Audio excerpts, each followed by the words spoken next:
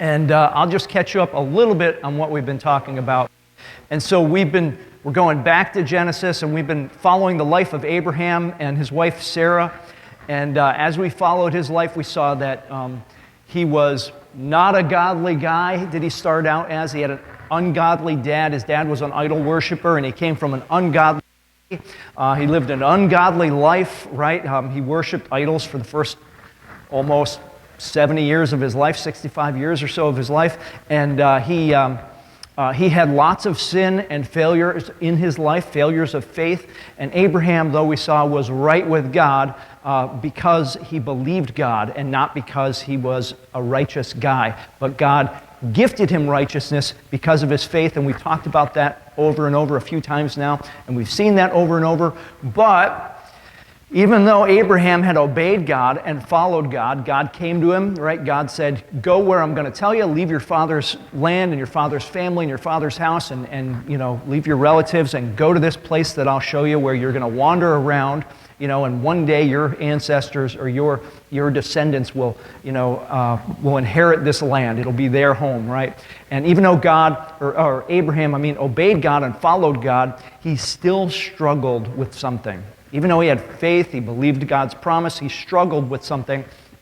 And what he struggled with it when he first followed God, like right from the beginning we saw it, and he continued to struggle with it, we saw almost 25 years, 24 years after he had been following God, we saw an account of it where it's the same thing and he's still struggling with it again. So what we're going to do is we're going to look real quick at Genesis chapter 12 to refresh your memory of those who were with us, and then a clip, I guess you could say, from chapter 20 also. And you don't have to go there. I'll allude to it and you'll remember if you were with us, and if you weren't with us, I'll kind of explain it anyway. But in chapter 12, God had just called Abraham to go to this land that he was promising to him. He left his family, he went there, and then not long after he got there, there was a famine, and so he left the land, and he went to Egypt, and as he would wander around in this land, we'll just see. He was concerned that something would happen, I guess you could say, to him. And so he had this scheme about how he was going to keep himself safe from all the strangers in this land that he was living in now. And so when the Egyptians see you, this is Abraham speaking to his wife Sarah, when the Egyptians see you, they will say, this is his wife, and then they will kill me, because I'm a stranger in this land. I don't have any connections. Nobody knows me. This is not my father's land, right? I don't have other people around me. It's just me and you wandering around with all of our possessions and stuff. They're going to see you, and they're going to kill me and then take you, because you're my wife. So his idea was this. When the Egyptians see you, they'll say, this is my wife. Then they will kill me, but they'll let you live, right? And maybe if your husband's not that great, you'd say, hey, that sounds like a good plan. That's just fine with me, right? But he was concerned about that, right? Concerning they would kill him to take his wife. So here's what he says. Say that you are my sister, so that they will so that I will be treated well for your sake, and my life will be spared because of you, right? And this was at the very beginning, when he first started following God, when he first went to the land that God told him about. This is his plan for keeping himself safe from all the people and getting murdered, I guess you can say, because he had nobody really to back him up or whatever. This wasn't his father's land, and there were lots of strangers and lots of powerful people in the land, and he thought this was going to happen to him. Well, as it turns out, this was when I said, the first time that he kind of pimped out his wife, right, and got rich because of it, in Egypt. And that's kind of what happened. But God was gracious. God was the one that protected him and saved him, sent Sarah back to him, and then he went on about his business. And then we see 24 years later, he does the same thing over again. And here's what he says. When he got caught, he did it with Abimelech, right? Abimelech was like the king in the area, I guess you could say. And he does the same thing. Even though he's been following God for all of those years, even though he's trusted and believed in God, he does the same thing over again. And then when he's caught, and Abimelech says, why would you do this thing to me? Like, why would you lie to me like this? And the reason he got caught is because God came to Abimelech in a dream and said, the woman that you took is a married woman, you're a dead man, and And Abimelech says, you know what, I didn't know. He didn't tell me. He said it was his sister, right? And then Abimelech confronts Abraham and says, Abraham, why would you do this to me? Why would you do this to our people, to my people? And Abraham replied, I said to myself, there is surely no fear of God in this place, and they will kill me because of my wife. See, he was afraid, the same thing, that they would kill him and take his wife, right? And then a little later on, a couple verses later, when he's explaining himself to Abimelech and making himself sound better than he really is, he says that when God had me wander from my father's household, this was 24 years earlier that God had him do that, but all this time he's been wandering around, never really had a place that he was safe to call home in this promised land. He would go from place to place like a nomad, set up the tents, break them down, go somewhere else, right? He says, when God had me wander from my father's household, I said to her, his wife, right, Sarah, that this is how you can show your love to me everywhere we go. So in other words, it's nothing personal, Abimelech. We've been doing this for 24 years. Everywhere we go, we meet new people. People come up to me, and I'm afraid of them, and I say, no, she's my wife, really, because they didn't have any kids together at that point, right? And so this is how you can show your love to me. Everywhere we go, say of me, he is my brother. And so what a great plan, right? This is what he's been doing, and he's been afraid that even though he trusted God and he went where he was supposed to go, all this time he's been afraid that he's not safe because he's got no support system. He's got no family. He's got, this is not his land. He's a stranger wandering in this land where God sent him, and he's trusting God to fulfill his promise, but he's not trusting God to protect him while he's there. He's trusting his own schemes and his own plans, right? Well, Abraham struggled with fear. Even though he trusted God, even though he believed God, he was struggling with fear, right? But he's not the only one that struggles with fear. In fact, I've heard a couple interesting examples lately. I heard of one woman recently down in, I think it was Texas, where she was concerned about getting COVID. Her son, 13-year-old son, had tested positive for COVID, so she stuffs her son in the trunk of the car because she doesn't want to ride inside the car with him, and so she brings him to testing sites or wherever he has to go in the trunk of the car so that she's not exposed to her son. Now, obviously she was afraid of COVID or afraid of catching COVID, right? But you know what? He was a 13-year-old boy, and I remember being a 13-year-old boy, and it was probably just fine with the son because I would be afraid of being seen with my mom in a car, 13 years old, because that's not cool, right? Anyway. You guys are rough. Anyway, so that was one example. This woman is so afraid of getting COVID, she stuffs her 13-year-old kid in the trunk and drives around with him instead of letting him sit in the back seat of the car because she's afraid of getting COVID. The second example I heard recently was a guy, this was in the last year, in an airport in California. They had caught him living inside of the terminal for 3 months. Like, you check in, you go through the secure part, and then you're inside the secure part of the airport, where all the flights leave from and stuff like that. He checked into there, and he was afraid to get on the airplane. I don't know why he was afraid to get on the airplane, if he was afraid to fly or if he was afraid of catching COVID from other passengers or what the deal was, but they caught him after 3 months of living in there. Like, there must be a busy airport. How do you live in there for 3 months before they catch you living in there, right? But the reason why is he had checked in and then he was afraid to get on the plane. 3 months, that's crazy, right? Anyway, but those are a couple examples I saw of people who were just, racked with fear, I guess you could say. And if I had to choose one thing that's affecting most people in our society today, I would have to say it was fear. That people are fearful, that we're afraid of all kinds of things. I mean, just look around. If you look around, you're going to see some people who are afraid of the future. Man, what if this person gets elected? What if that person doesn't get elected? What if my retirement goes away? What if our economy crashes? What if I don't have enough for this? Or what if I get sick? Or what if I become a burden on my, relatives or my family, my spouse, my children as I get older, right? That they fear for the future, right? Some people fear being alone. Some people are like, I can't be alone. I need a boyfriend. I need a girlfriend. I need a spouse. Like, I've been alone for a whole day now since I broke up with them, and now what am I going to do, right? Some people fear what other people might think of them. Well, I don't want to do this or do that or say this or say that because, you know what? People are going to think that this is what I believe or this is what I do or this is who I am. People are afraid of what people think of them. Some people are afraid of what people might do to them, like Abraham, right? We're afraid of what people might do to us, right? Well, they're going to fire me if I know this or if I do that or if I don't do this or I don't do that, right? Some people are afraid that they'll get sick.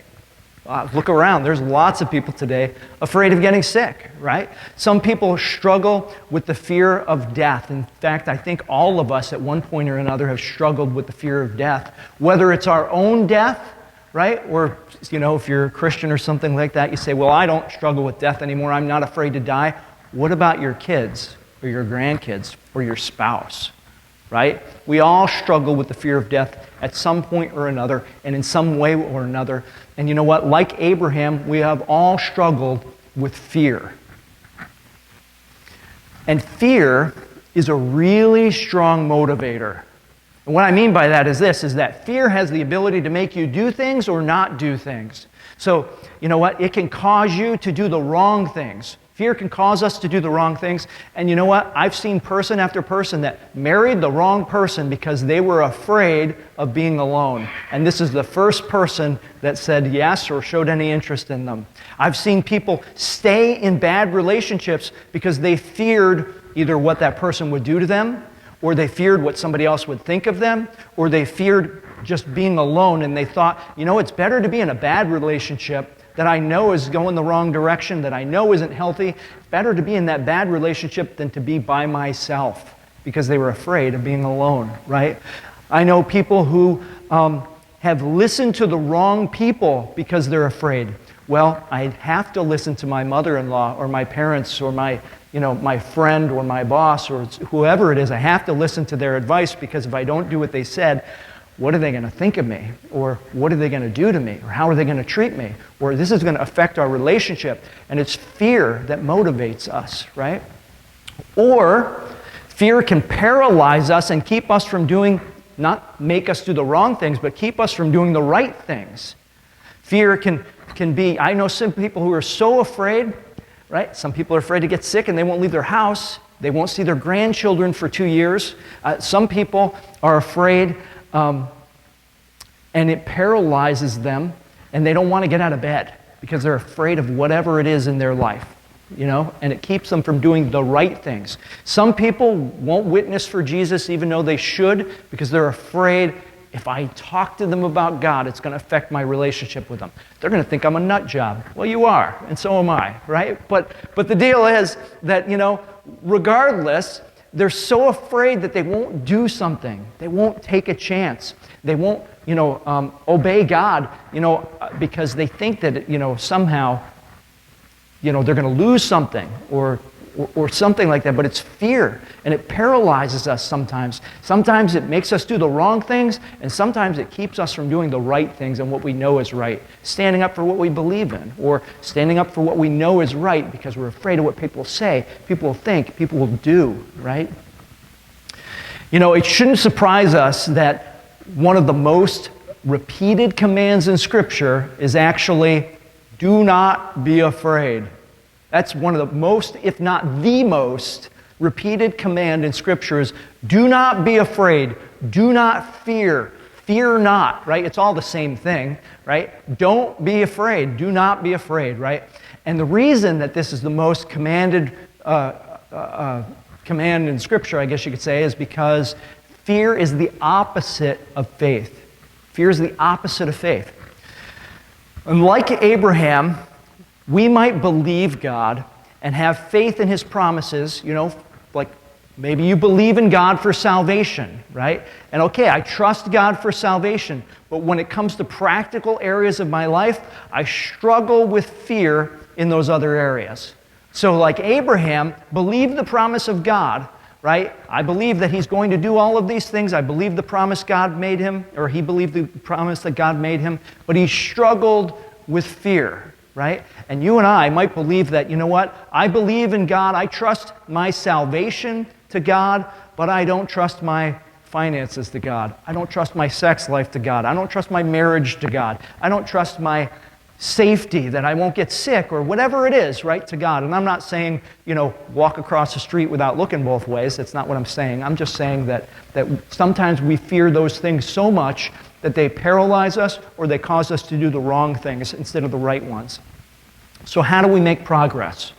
How do we make progress in our lives? How do we move from fear to faith in the everyday areas of our lives? Not just, okay, salvation, I trust God for salvation. Maybe I no longer fear death because I believe the promise of God as far as that goes, but I'm really afraid of being alone. I'm really afraid of missing out on this. I'm really afraid of, losing my finances, my financial stability. I'm really afraid of, losing my health or being a burden to other people. I'm really afraid of these particular things. How do we make progress? How do we move from fear to faith in those everyday areas of our lives? Well, with the fulfillment of God's promise that we saw last week, with the fulfillment of God's promise to give him a son through Sarah, Abraham began to progress from fear to faith. And we're going to look at that this week and then next week. And this week we're going to begin to see his progress from fear to faith in a very subtle way, in everyday areas of his life, an everyday area that doesn't seem all that dramatic. It just seems like a regular day, right? And then we're going to see it next week in a very dramatic way. And it's kind of the high water mark in Abraham's act of faith, I guess you could say, in his life. So this week we're looking at Genesis 21, 22 to 34, and it's not all that dramatic, really. What happens isn't all that dramatic, but if you knew Abraham before, and we're going to look at it, we're going to see how it's a subtle way in which he begins to go and progress from fear to faith. And so we'll start in verse 22 where we left off last week. And it says, at that time, meaning after all the events that happened, if you remember, Abraham and Sarah actually had a son. Sarah was 90 years old, which is a miracle, right? Like, that's the idea. And it was a promise that God fulfilled just like he promised he would, even though it was 25 years earlier that he promised it. And at that time, Abimelech and Phicol, the commander of his forces, said to Abraham, so Abimelech is like the king, right? Very powerful guy in the region that Abraham is living in as a stranger. He doesn't own any property or any land there or anything like that. He's wandering around, and Abimelech is, this strong guy, and he's got, powerful guy, and he's got a commander of his army. And so Abimelech is there, and the commander of his army is with him. And the commander of his forces said to Abraham, right, God is with you in everything you do. So it's the unbelievers that recognize in Abraham's life, boy, God is with this guy. I mean, this guy has fought battles that he shouldn't have won, and he won. This guy has prospered, even though he's a stranger in the land and doesn't own anything, and he's becoming rich, and he's becoming powerful. And this guy, his wife is 90 years old, and she just had a baby. Like, that's amazing. Clearly, God is with this guy, and so God is with him in everything that he does, or God is with him or with you in everything you do. Now, swear to me here before that God, that same God. Don't just swear to me, but if anything happens, I want that God to come after you, right? Swear to me before that God that you will not deal falsely with me or my children, or my descendants. So he's assuming that Abraham is going to be around and a powerful guy for quite a while, right? And now, does he have a reason to wonder, to hope that Abraham wouldn't deal falsely with him? Absolutely he does, because Abraham already dealt falsely with him once and almost got him wiped out and killed by God, right? Because he lied to him and said that, oh, she's my sister. And then when Abimelech took Sarah into his harem, basically, right, almost got Abimelech killed by that same God that Abimelech now is afraid of, right? And so he has a reason to want a treaty with him and want him to swear this. So Abimelech and Phicol wanted peace with Abraham because they feared Abraham's God. That's why. They're not really afraid of Abraham. They're afraid of Abraham because of Abraham's God, because Abraham's God has blessed him and is giving him, is clearly with him and working in his life. And they recognize that God is with Abraham in everything that he did. And in fact, that God almost smoked him for taking Abraham's wife, right? See, they were motivated by their fear of God to make a treaty with Abraham. The king wants to make a treaty because this guy's getting powerful, and not only is he getting powerful, but my goodness, look at what his God has done. There's nothing that God can't do, including overthrow my kingdom. So I want to be on the good side of this guy and get him to agree that we'll have peace between us. And that's what's going on here, right?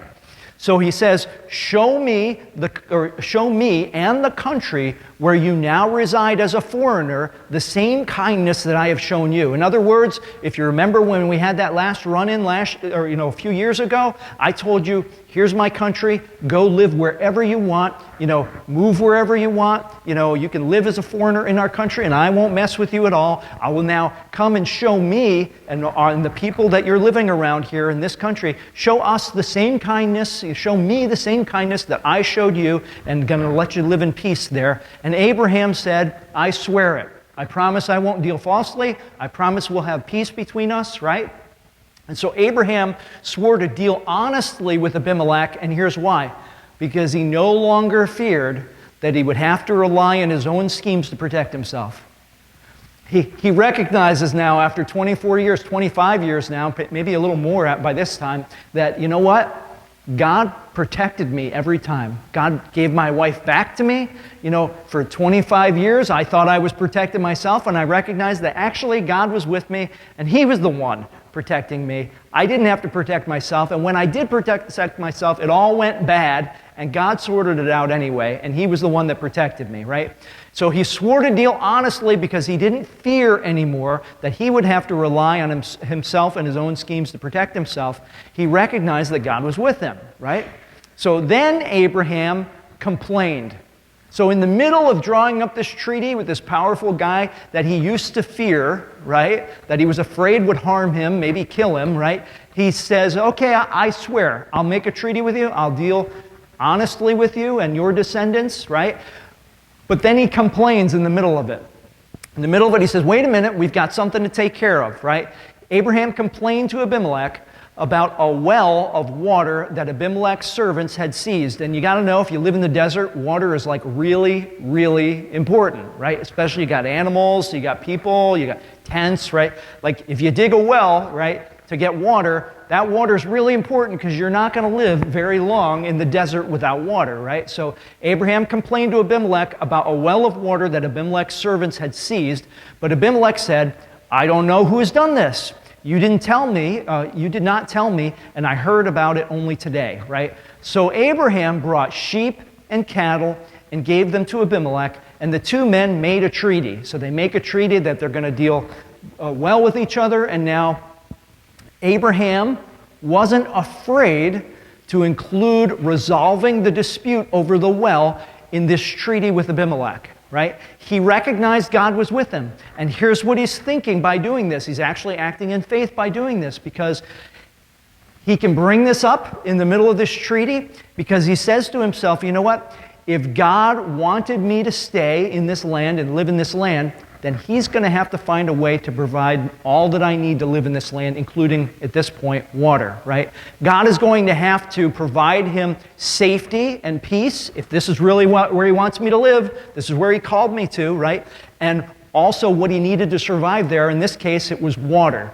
And so he says, I'm going to include this in the treaty, right? And if God is with me, God is going to have you sign it, And so Abraham set apart 7 ewe lambs from the flock, and Abimelech asked Abraham, what's the meaning of these 7 ewe lambs that you've set apart by themselves? So part of the treaty, he set apart these animals, he took these 7 ewe lambs, set them apart, and he replied, accept these 7 ewe lambs from my hand as a witness that I dug this well. In other words, here's these 7 lambs, right? And what I'm doing by giving these to you is by accepting these, I'm buying this well that I dug back from you. And you're agreeing that this is my property and I dug this well, right? So Abraham acted in faith by trusting God, that God would protect him from those whom he once feared would harm him, and by including the well in the treaty. Perhaps or maybe he began to struggle with the question that, if you remember when you were here, when it was promised to Abraham and Sarah the last time after 23 or 24 years that Sarah would have a baby when God came back the following year, the following spring or whatever it was, right? And what happened was, when Sarah laughed at the promise that God made, the Lord said this. He said, is there anything that the Lord can't do? Right? When Sarah laughed about the fact that she would get pregnant and have a baby at 90 years old, right? Maybe that's the question that Abraham began to struggle with. Is there anything the Lord can't do?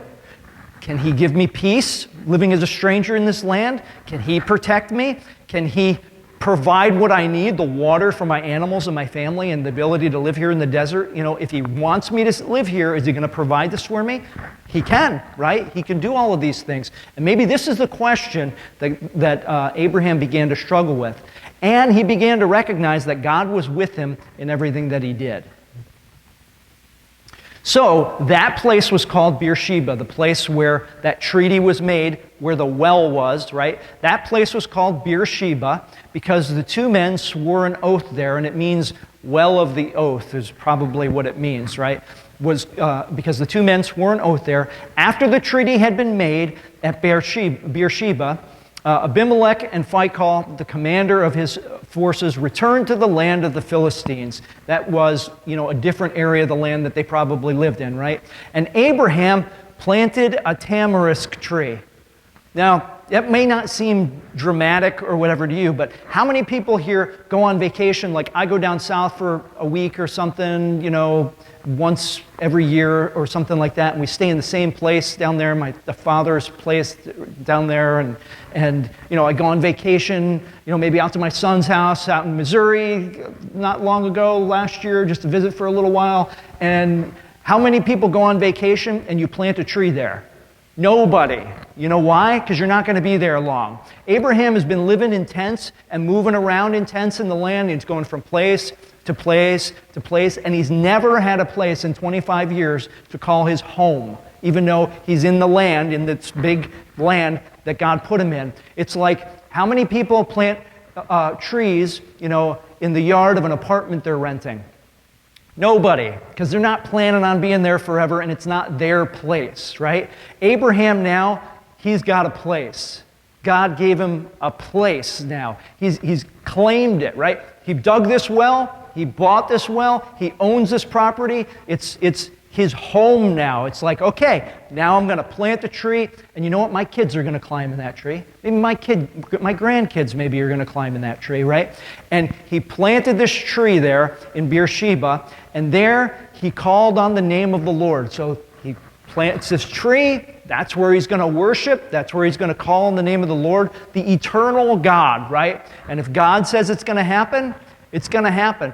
God, yesterday, today, and tomorrow, the eternal God that goes into eternity past and into eternity future, right? And Abraham stayed in the land of the Philistines for a long time. And commentators, he's wandered around now for 25 years in this place that God put him. Now he's going to stay there for a really long time. And commentators disagree about how long that was, or it was 15 years or 35 years, but it was a long time, right? And so he's finally got a spot. He's going to put out a front chair with a rocking porch, and he's going to drink his beer, and he's going to sit there and watch the grandkids play and climb the tree, right? And so that's what some of you look for, right? When you get older, that's what you want to do, right? So we see Abraham begin to progress from fear to faith. The people he used to fear and what they used to, he was afraid that they would do to him, and he's begun to make progress and go from fear to faith. But here's the question for me and you. How did he do it? How did he go from fear to faith, or start to go from fear to faith? And I told you that we're going to see this very subtly, because this is no big deal. This is like a business transaction. It's like when you buy a house, right? It's a big deal, but in the grand scheme of things, it's not that big of a deal if you look at your entire life, right? And it doesn't seem like a dramatic thing like the death of someone or the birth of a child or something like that, right? Well, I think that chapter 22 that we're looking at next week is going to show us the answer to how Abraham went from, or began to progress from fear to faith. And I'll just give you a little bit without stealing the thunder from next week, but it's this, that next week we're going to see God test Abraham. Test his faith, and that's what it actually says, is that Abraham's faith is going to be tested by God, and when Abraham's faith is tested, Abraham passes the test. And when he passes the test, the Lord says to him, "Now I know that you fear God." Right? So there's your answer. Does that make any sense? It might. That's in Genesis 22:12. But basically, Abraham began to progress from fear to faith when he began to fear God more than he feared anyone or anything else. When he began to fear God more than he feared men. When he began to fear God more than he feared that they would harm him, take away his wife and harm him, right? When he began to fear God more than anything else, that's when he began to progress from fear to faith. So what does it mean to fear God? And why does fearing God more matter? Well, here's what fearing God means. We got to deal with that question first. That what it means to fear God depends on who you are.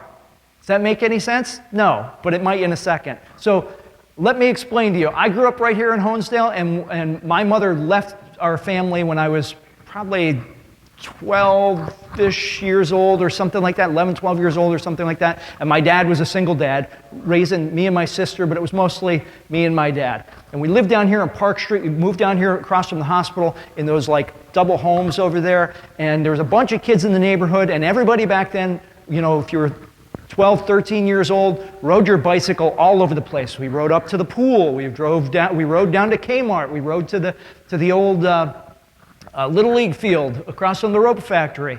And we rode every place on our bicycles. And so bicycles were a big deal back then. And I remember I had a smart aleck neighbor who was one of my best friends that lived right next to me, and our houses were like this. His back porch was here, my back porch was here. And one day I went out somewhere with my father. We were out someplace, and a couple of guys from the neighborhood, one particular guy was there with my neighbor who was a real smart aleck and real instigator.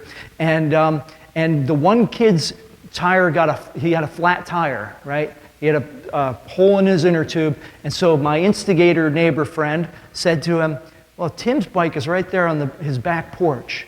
He says, "Why don't you go over there and you can take the inner tube out of his bike, stick it in yours," and Tim's pretty handy. When he gets home, he'll fix it or whatever, but, stick it in yours. We can pump it up, with the bike pump I have. And then, your bike will be fine. You'll be able to ride home, and Tim can fix it later. He'll just think he got a flat somewhere. So, sounded like a good idea to this kid. So he starts taking my bike apart in my backyard, and he takes the wheel off, and he's got his bike ripped apart, and he's not really handy, and he's having trouble, and my instigator friend is sitting on the back porch, and as that's happening, he starts talking about my father, because my father worked a lot, and he was kind of mysterious in the neighborhood because he worked a lot, and I was kind of free range, did my own thing for the most part, and the kids in the neighborhood were kind of afraid of my father. They kind of feared my father, and so did I, right, as a 12, 13-year-old kid. And so he starts telling this kid who has my bike all in parts in the backyard, he starts saying, maybe that wasn't a good idea, because, Tim's dad just got out of prison last year, and he doesn't like people messing with his stuff. And so maybe you should put it back together. And this kid is struggling to put it back together. About that time, my dad and we pull into our driveway. I'm in the passenger seat, and my dad is driving, pull down the driveway. And this kid just leaves his bike and my bike, and he's screaming, and he's crying, and he's waving his arms as we're driving down the driveway, and he's saying, "I didn't mean it, don't kill me." And my dad and I are like, what the heck is he talking about? He's screaming, and he goes running out of the yard, and he was afraid my father was going to kill him, and there's two bikes laying in pieces in the backyard, and my neighbor, who's the instigator, is just laying on his porch, rolling around, and thinks it's really funny because, anyway, the deal was he was afraid. He feared my father. He really feared my father, if you could see the expression on his face, right? And I feared my father too, but the fear that we had for my father was different. I never feared that my father was actually going to kill me. I feared my father's disapproval. You know, I loved my father, right? And I feared his disapproval. You know, I feared maybe letting him down, disappointing him. I feared his discipline. Like, I feared being disciplined by him, but I never really feared that he was going to actually kill me, right? But this kid, he feared that my father was going to kill him. He really did. But you know what? It's kind of like that. Fear of God is sort of like that. It depends on who you are, right? So if you're not a believer, right, you're just a creation of God, but you're not a kid of God. You're not a child of God, right? You actually may fear condemnation. You might fear that, you know what, I deserve God to smoke me. You know what I mean? If I look at God's law, I've broken his law. I'm not, you know, right with God. You know, if God actually gives me what I deserve, I fear his wrath. I'm afraid to stand before him in judgment, right? That would be somebody, you know, that is a kid, but not God's kid, right? Just like this kid, you know, was standing there, had the bikes ripped apart and everything was completely, I think he wet his pants, you know. He was afraid that my dad was going to kill him because he was convinced my dad had just gotten out of jail for like murder or something. But anyway, but I have feared my father, but not actually afraid that he would kill me. I feared disappointing him. I feared his discipline, you know, when I did something wrong or something like that, but I loved him and never actually feared that he would kill me, right? A believer, right, a child of God, God's kid, right, fears disappointing him, fears his discipline. But a better way to say fear of God for a believer is the proper respect of God, right? That you love God, right? Even though you fear his discipline, you fear maybe disappointing him, right? But God has the proper weight in your life. Like, if you had to weigh, you know, what your friends thought of you and what your father thought of you, you know, like what your father thought of you was more important, right? That God, you know, proper fear of him means having the proper respect for him, having the respect that, you know what, he's the one that provides for me. He's 13 years old, 12 years old, right? He's the one who disciplines me. He's the one who loves me. He's the one that gives me a house and food and all of those things and provides all of those things. And you know what? His disapproval would mean more to me, you know, than the disapproval of a teacher or the disapproval of just some kid in the neighborhood, right? That he has the proper weight in my life. And that's what the Bible means when it talks about a believer with the fear of the Lord or the fear of God, right? So why does fearing God matter? Why does it possibly matter to us? Well, because whatever you fear more, whatever has the most weight in your life, will motivate you more. You'll be motivated more by what you fear more. Motivated the most by what you fear most, right? So a person who's afraid of heights will climb a high ladder to escape a fire if they fear the fire more than the heights. If they fear the fire more than the height, they'll climb the ladder to escape, you know, burning to death, right? If they're afraid of the fire, you know, but they're more afraid of the fire than they are of the heights, even though they're afraid of heights, they'll climb up the ladder to escape dying, right? And it's kind of the same thing with me and you. If you fear disappointing God more than you fear disappointing people, then you'll do what God says. But if you fear being alone, you know, or you fear what someone will say or someone will think, then you'll do what people would say, right? If you fear being alone, then you know what? Then you won't listen to God about finding the right person or, you know, finding the right kind of spouse or, you know, or getting rid of a toxic relationship that God says maybe you shouldn't be in because, you know, you fear maybe being alone, or you fear what people will think, or you fear some of those other things more than you fear what God thinks and disappointing God. And the truth is that we're going to go through life, and if you're a Christian, you're going to disappoint someone. You're going to disappoint maybe your parents. You're going to disappoint maybe your friends, maybe your boss, maybe the people in the neighborhood, maybe other people, you know, or you're going to disappoint God. One or the other sometimes, because you can't always make everybody happy, right? What do you fear? Does God have the proper weight in your life? Or is your fear of people greater than your fear of God? Your fear of your government as opposed to your fear of God. Your fear of, you know, your parents as opposed to your fear of God? Like, what holds the most weight in your life, basically, and what do you fear the most? What if you're not a believer? What if you aren't actually a Christian or haven't crossed the line of faith, or you're just not sure where you are? You know what? You might be like me until I was almost 30, in that I feared the wrath of God, and so I didn't want to know what God said because I thought God was going to get in the way of my sex life, my fun, and everything that I had, wanted to do in life, and I just assumed that God was going to get in the way of that, which is not true.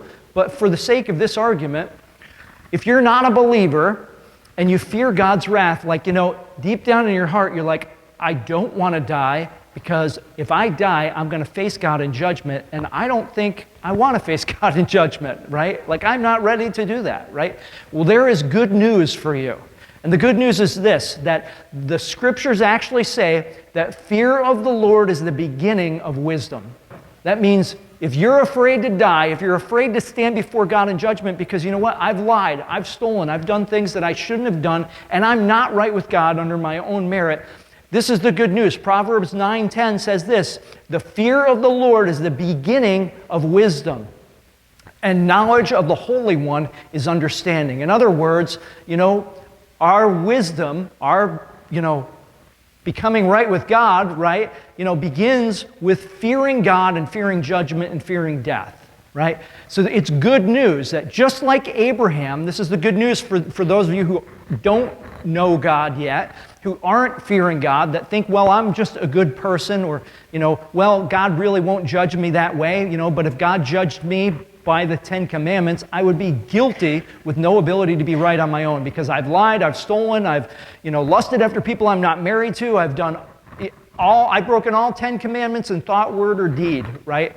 And the issue is that if I stood before God and He judged me by His commandments and His word, I would be guilty. And even if I've had some good days, it doesn't make up for my bad days, right? You only have to commit one murder to be a murderer, and you only have to commit one sin to be a sinner, right?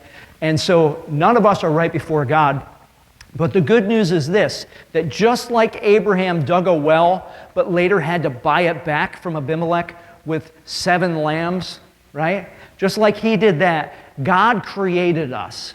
God created us and then later had to buy us back from sin and death with the Lamb of God, with His Son, right? Just like Abraham dug that well, it was his well, but you know what? He had lost it to Abimelech's men, was confiscated by them, and then he had to buy it back from Abimelech and claim it as his own.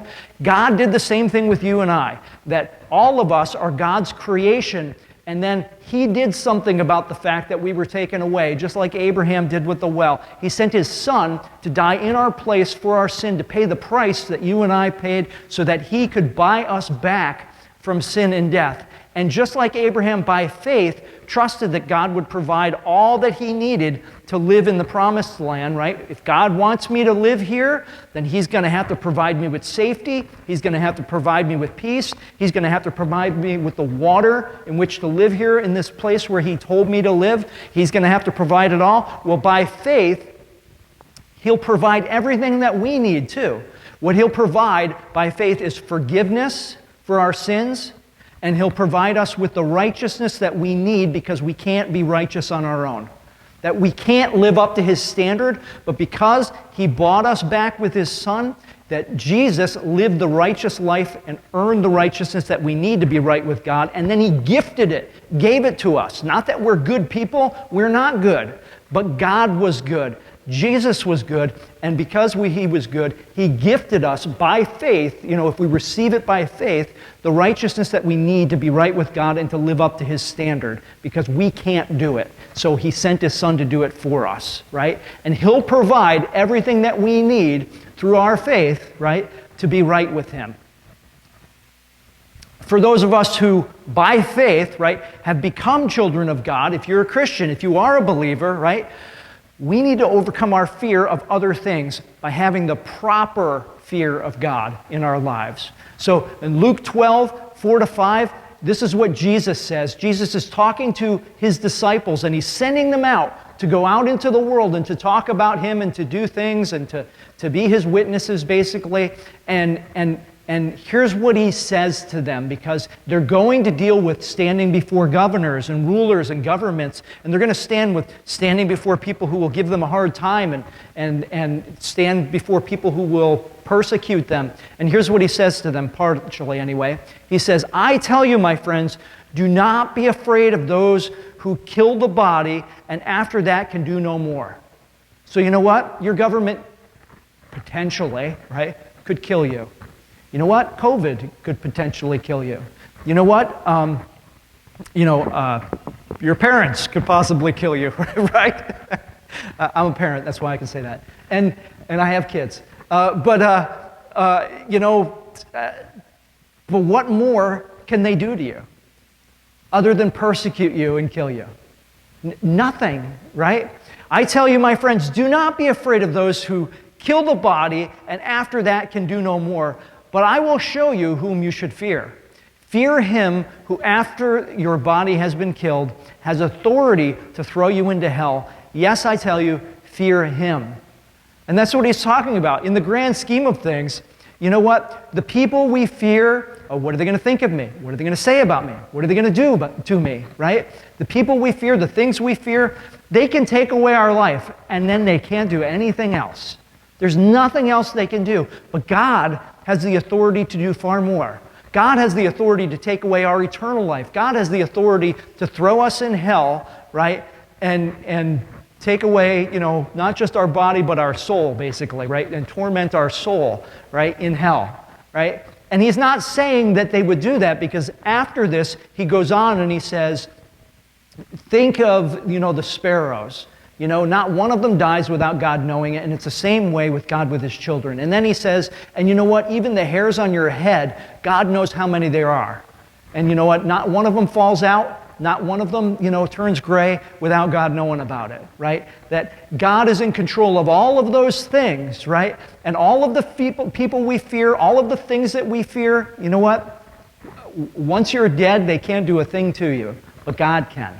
And so we should fear God more, and he doesn't mean in a, he's going to send me to hell kind of way, but he means in a, look at the authority that God has compared to the authority and the ability to affect your life and everything after this life that God has in comparison to all of those other people and things that we fear. See, fear is the opposite of faith. We see our problems as big. Oh my goodness, I don't have enough to buy a new car. I don't have enough for this, right? Or what happens if I get the flu? What happens if I get sick? What happens if I lose my job, right? Our problems seem really big, and our God to us seems really small. Abraham was like, what am I going to do? I'm wandering in this land. How am I going to protect myself? Look at these people. Look at what they're going to do to me. There's no fear of God over here. What if they take away my wife? What if this? What if the other thing, right? We need to see our God as big and our problems as small in comparison to him. You know what? It's a really big deal if you get thrown in jail. But it's a bigger deal to go to hell, isn't it? And God is the one with the authority to do both, right? That God, the God who can not only take people's lives, like a government or a murderer or something like that, but can affect, what happens even after this life, is the one that we should truly fear, and give the proper respect and weight in our life as comparison to even a murderer, even a tormenting government, right? Any of those things. We need to see our God as big and our problems as small, even if they're big problems, but they're small in comparison to him, right? See, faith is the proper fear of God, that we love him and that, we don't want to disappoint him, that we fear maybe his discipline. We fear, more than likely though, we fear disappointing him the way that a child, a son fears disappointing their father, right? See, when we have the proper fear of God, fear doesn't cause us to do the wrong things that go against the will of God or paralyze us and keep us from doing the right things in line with the will of God for us, right? With whatever his will is for us. So you know what? It won't keep us in relationships we don't belong in because we're afraid of being alone. It won't stop us from speaking up or sharing the gospel with somebody because we're afraid that, well, it's going to affect my relationship with them, or people are going to think that I'm nutty. You are nutty, and so am I, right? We're all a little nutty, everybody, right? And it won't paralyze us and stop us from doing things and make us to do the wrong things, right? Faith is the proper fear of God, and He is with us, and there is nothing that He can't do to accomplish His will for us, even make us, a treaty and keep us safe and give us peace in the place that He's put us, or provide for us all that we need even when we can't provide it for ourselves. Let's pray. Gracious